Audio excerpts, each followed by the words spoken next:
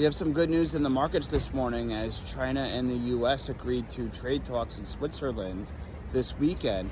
This goes to show you that the trade war and game of chicken between China and the U.S. is thawing for now, which is good news, and that's helping the stock market right now. Futures are up, and this is important ahead of the Federal Reserve's interest rate meeting today. You know, there's a lot of anxiety about what Jerome Powell and the Fed will do, but in my prediction, and the interest rate markets are predicting this, that interest rates will stay unchanged, and likely that'll be for another few Fed meetings, maybe 90 days, because the Fed wants to see more data and hard data to see how Trump's tariffs and economic uncertainty from them are filtering through the economy. We're already seeing the China and the U.S. tariffs are pretty much effectively like an embargo because of 125, 145% tariffs are so high. We're seeing freight, coming to the port of Los Angeles down substantially near COVID levels.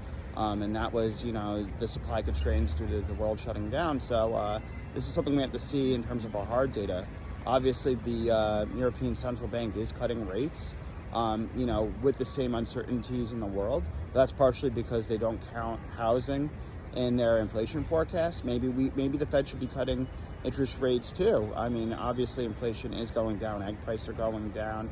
We're seeing gas prices go down, and oil went down below $60 the other day because OPEC Plus agreed to production increases of 411,000 a day, and there's fears of a supply glut, too much supply of oil. This is partially because other OPEC countries are pretty much putting too much oil into the market above their quotas, and this is a way to try to control that from OPEC.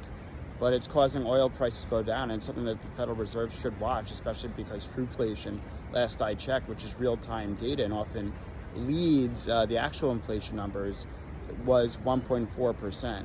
So I think the Federal Reserve should cut interest rates, but let's see. But I honestly don't think that'll be the case. They're in a lose-lose battle due to this uncertainty with the tariffs. So, and I also want to talk about Palantir. Palantir stock had a really great earnings report. Obviously it wasn't as good as Wall Street's expectations. Stock was down 12% the other day after earnings, but Palantir was starting to get a little bit overvalued and too much hype in the short term. But at the end of the day, the retail investor was very interested in the stock in the single digits and even in the teens. And that Palantir reached a high of 125, and institutions were only looking at it when it was above 100. So retail was ahead of the game in Palantir. Lastly, the White House announced 100% tariff on foreign-made movies to the U.S. That hurt sentiment in the market the last 2 days.